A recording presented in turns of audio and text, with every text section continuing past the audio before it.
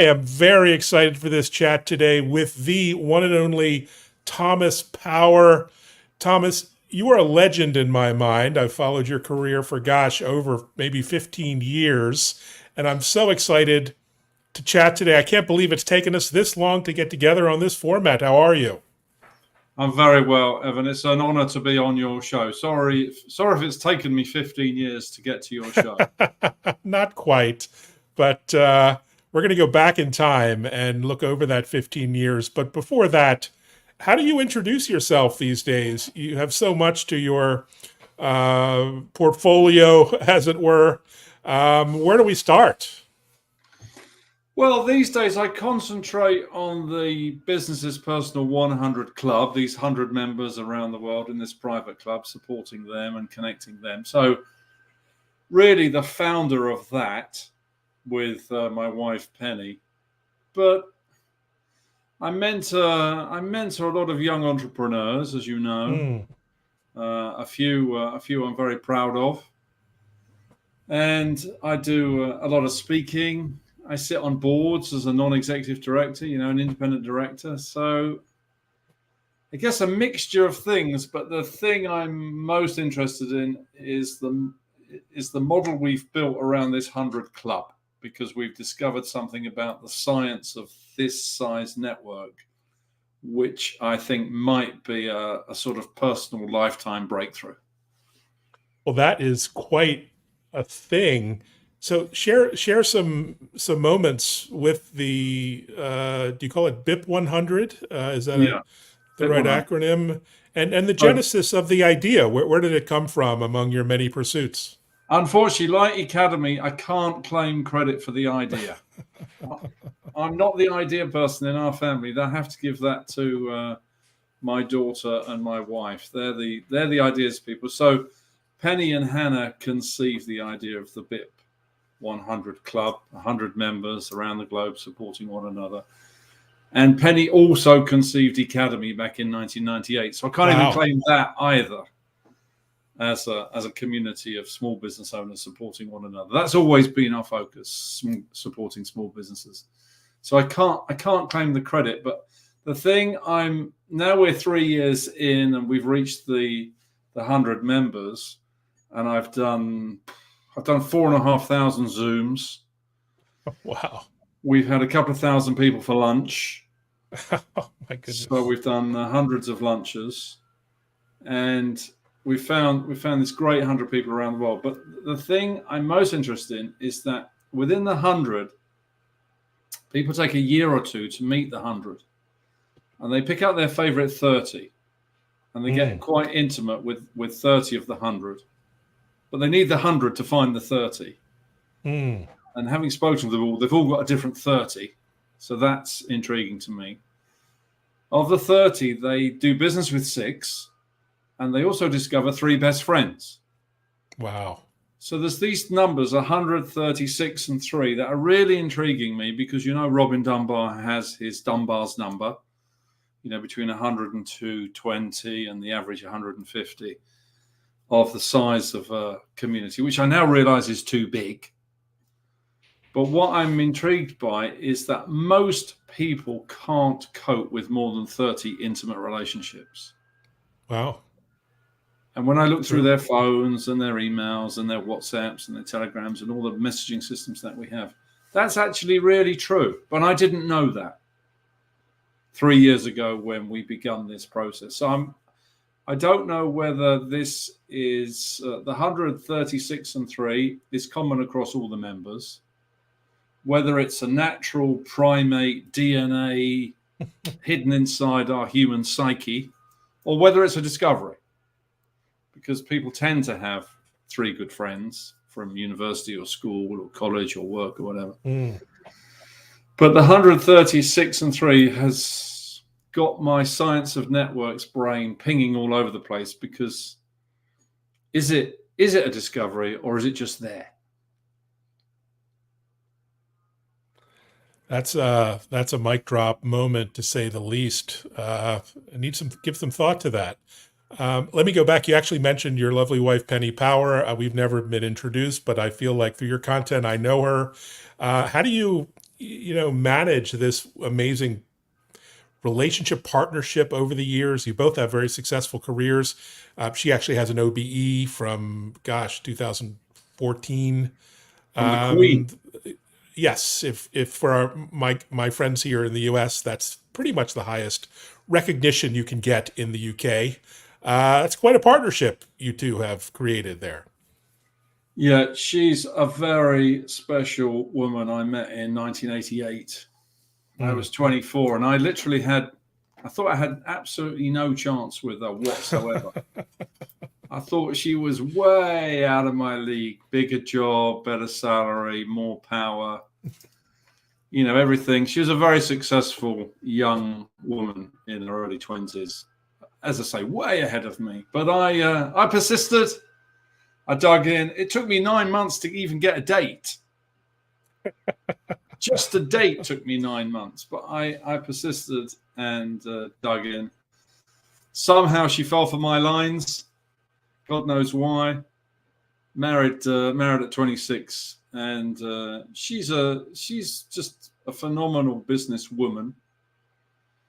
She has very high empathy. She's a great speaker. She's a great mother of our three. A superb communicator, incredible listener, and I just like being around her energy and her mood and her power and progress. She's just such a progressive, moving forward person. It's good energy to be around. So 35 years. Yeah, 35 years together. That is wonderful. And let's go even further back. For you, you grew up in Surrey, well-known county in England. You had a really interesting childhood. Tell us about that and how that influenced your sort of entrepreneurial journey from there. Well, I grew up above a post office in Dorking. So my father ran the post office doing the stamp books and the pensions and everything that you would expect from a postman, a postmaster, someone operating a post office. And my mum and dad, they knocked through next door, through the wall, and they rented the next door, and they opened a clothes retailer. So my dad was the stamps guy. My mum was the retail entrepreneur person, mother. And so I sort of saw this sort of salaried income and this entrepreneurial income as they started to work out a way to finance 4 kids. And we all know how expensive it is bringing up kids.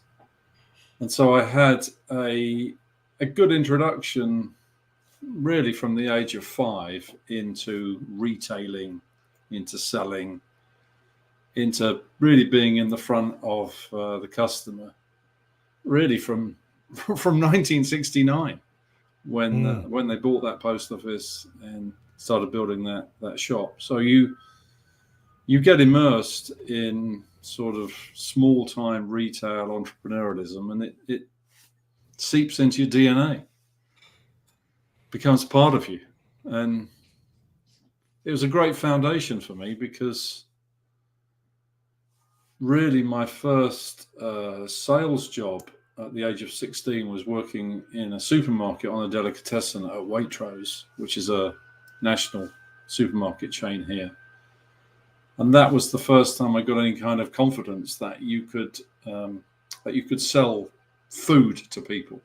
You didn't really have to try to sell it because they were coming to buy it, but you could engage with people.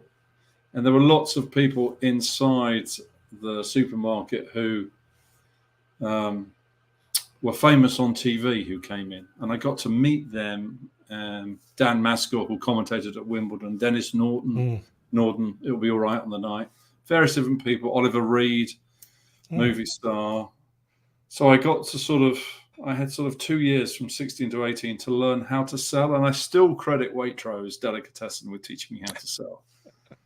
Then I got into advertising, and then really my breakthrough at 22 was going to work for this guy, Alan Sugar. The great computer entrepreneur, Lord Alan Sugar of Amstrad. I'm a fan of computer history, so I'd So love to hear more about the lessons you learned from that experience. That's amazing. well, he's an incredible entrepreneur. I mean, incredible Mm. entrepreneur. His memory is phenomenal. And I remember many occasions where he could quote back verbatim what you said a month earlier from any meeting. I mean, his memory, his detail, his market research, his analysis, second to none, world class. And obviously, through him, I met up and coming entrepreneurs. 1987, I met Michael Dell through him. And as a result of that, I had spent quite a lot of time with Michael learning his vision for the future of Dell. It was a tiny company back then in 1987. And just starting to experience that what was the beginning of the tech billionaire concept, and subsequently met many more, Steve Ballmer, Ross Perot, Bill Gates. I met many of them, 30 or 40 of them back then, through this sort of vast network of contacts.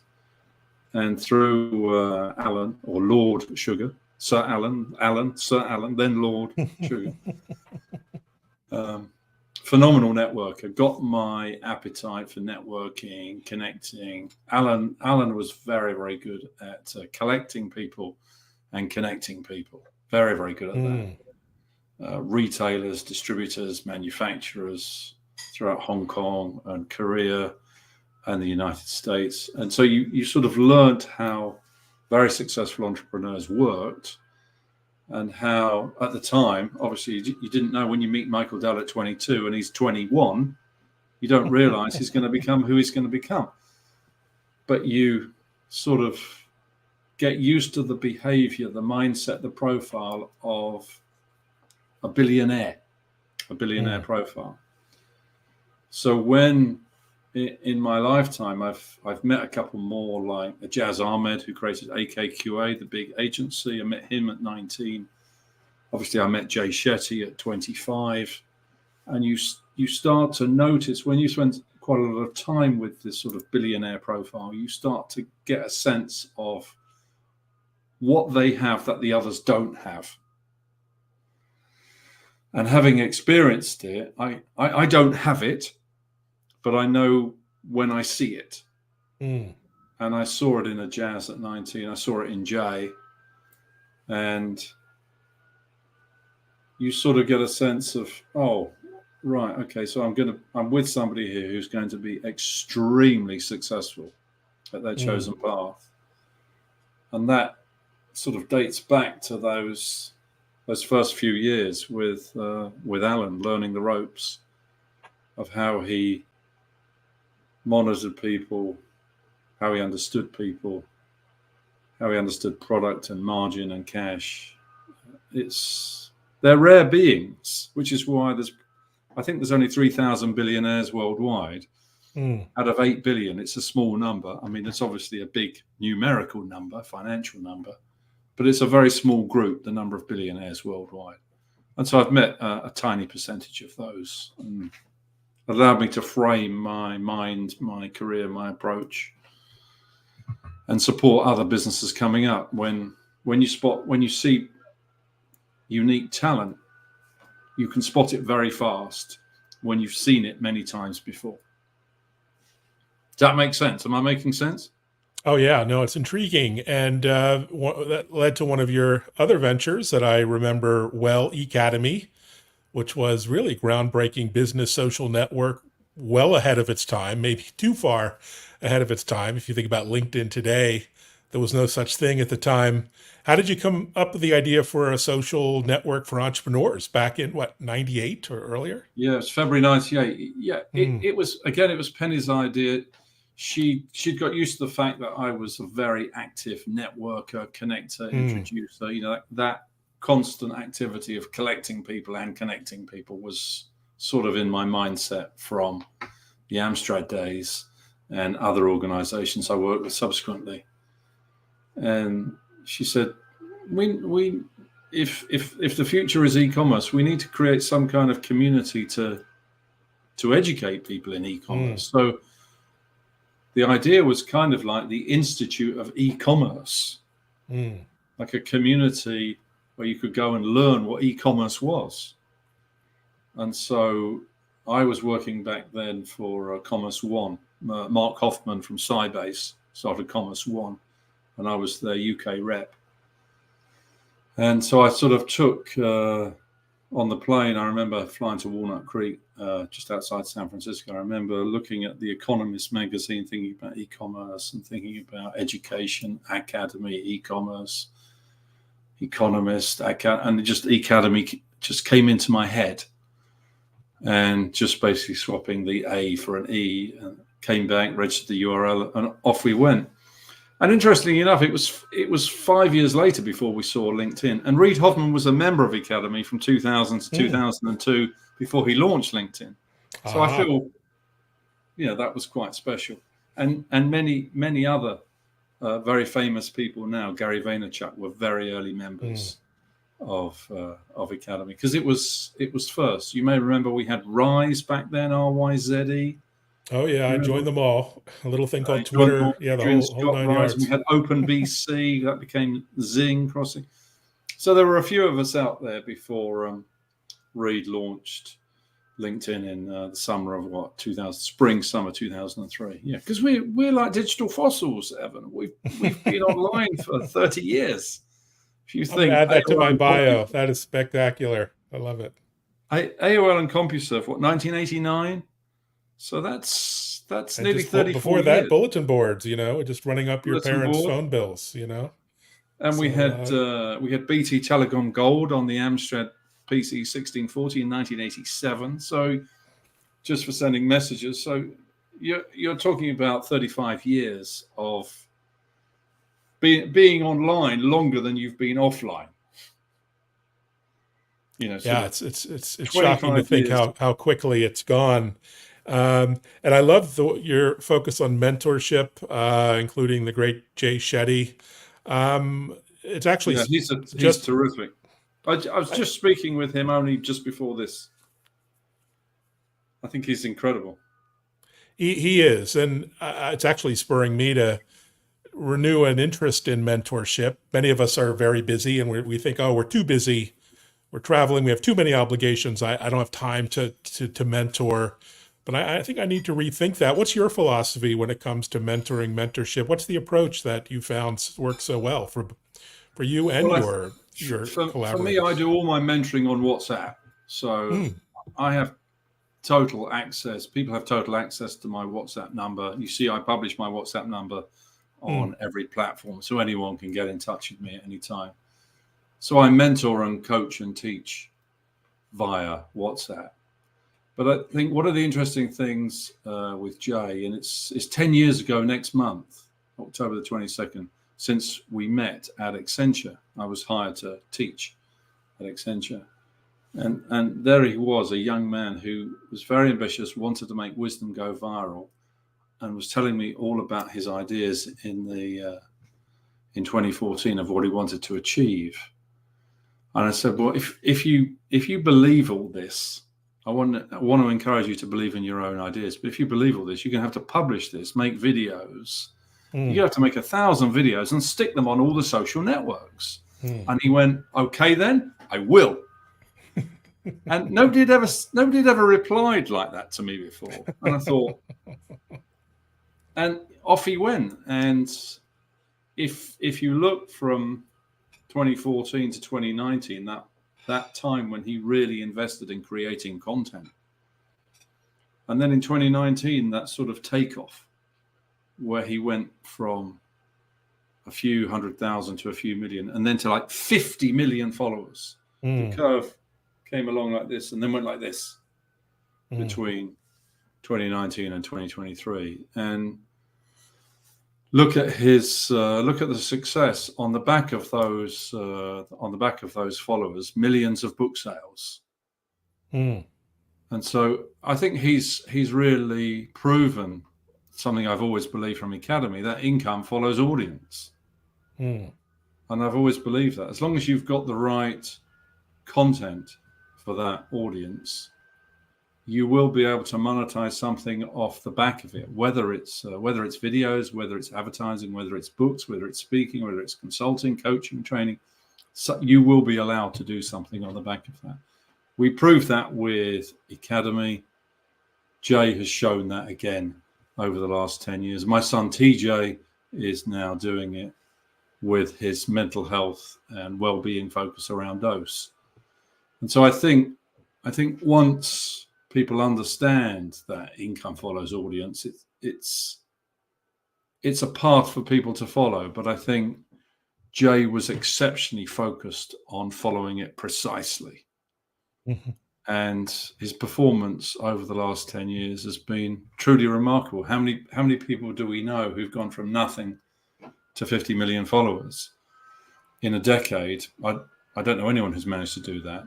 And if I look back at Jazz Ahmed at AKQA, that was back in 1993, 94, when he started AKQA. There's a 19-year-old man who goes on to build $1 billion digital advertising agency. Mm.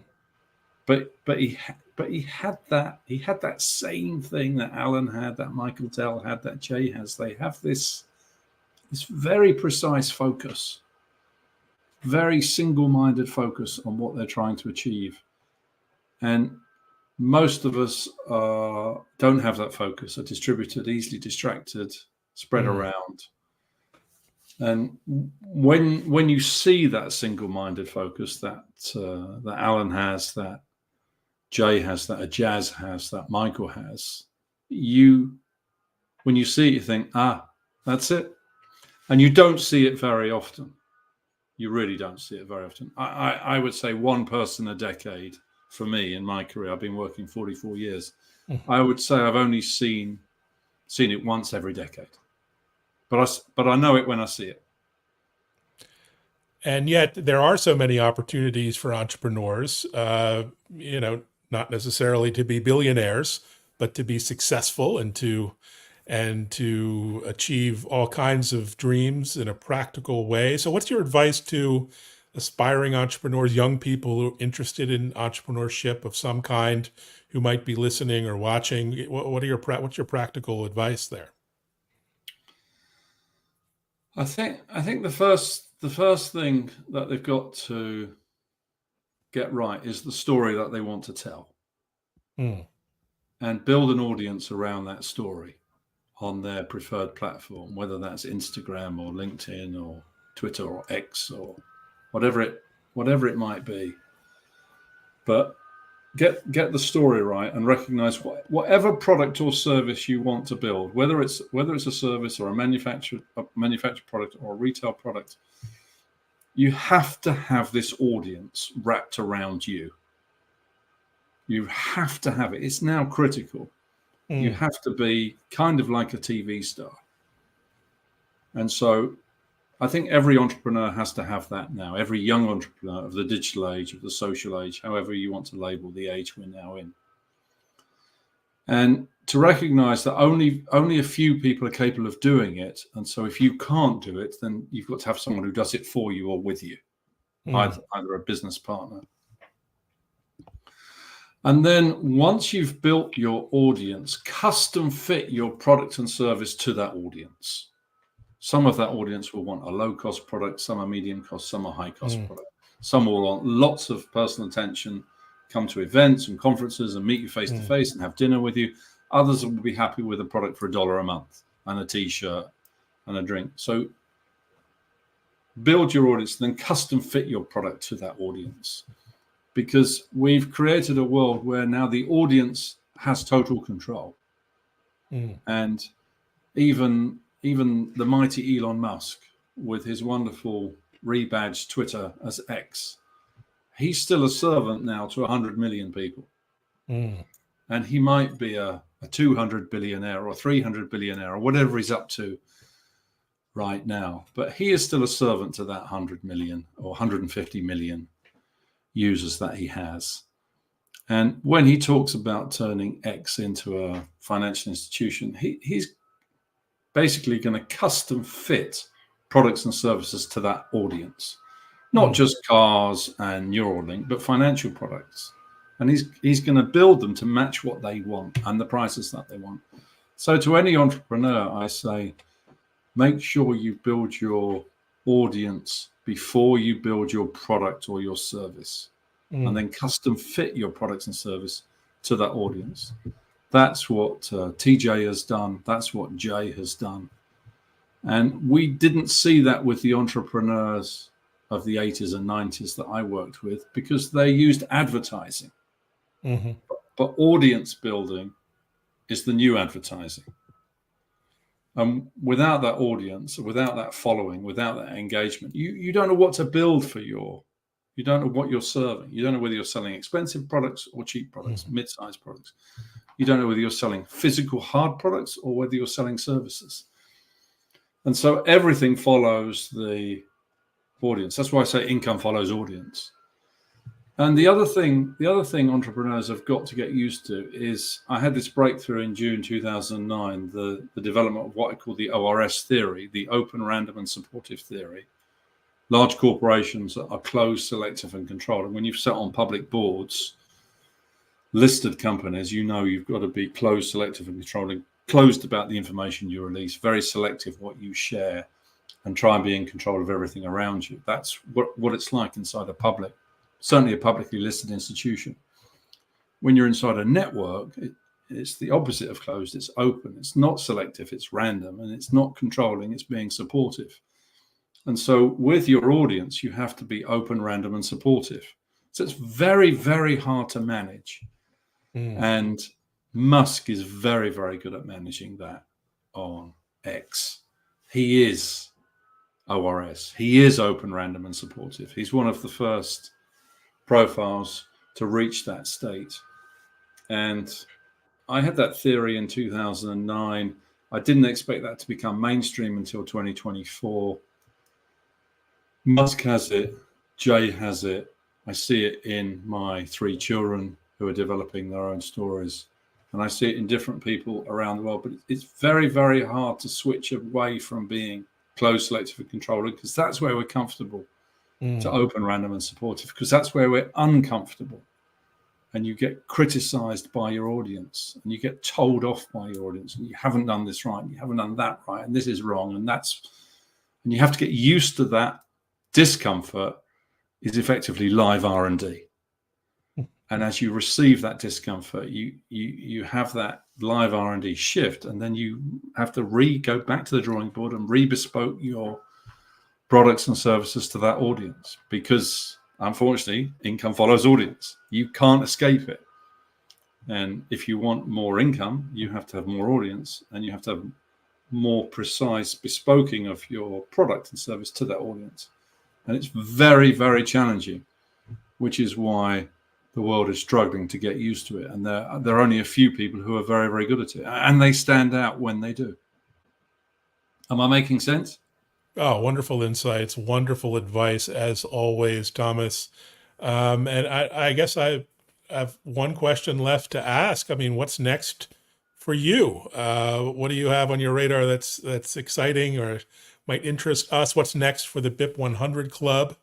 Where is it going in your perspective, and anything else on your mind?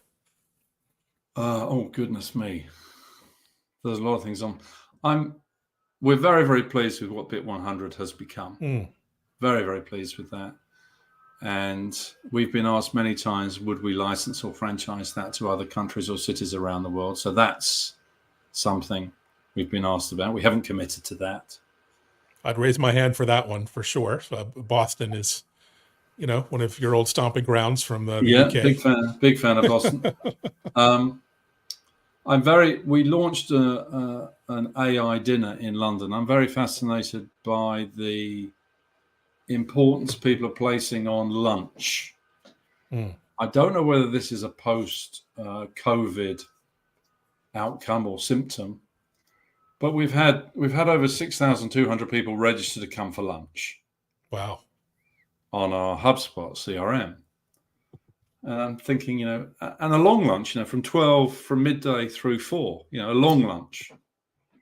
And people are still in the bar at 6. So, well, that was my work day in the UK every Friday when I worked there in my 20s. So Yes, you go to lunch, quote unquote lunch, a liquid lunch, and then you never came back to work. It was far more interesting than what happened in the office. But I So, digress. Yes.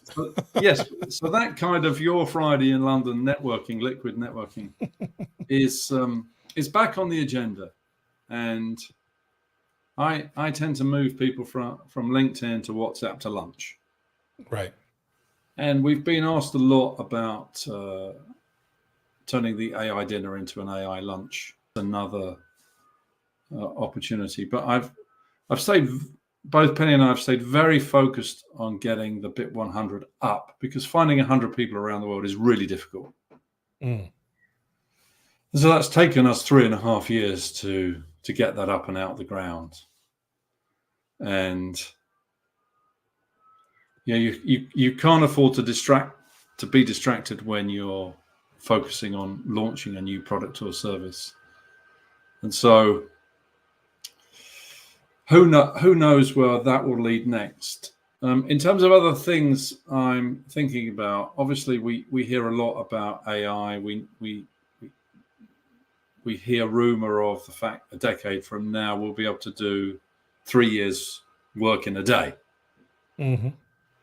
That level of productivity, and I think, what will that do to inflation? What will that do? And then we see the speed at which Nvidia is learning. YouTube is learning the videos on the Tesla cars, and how quickly we're learning all the content through these Nvidia AI supercomputer chips.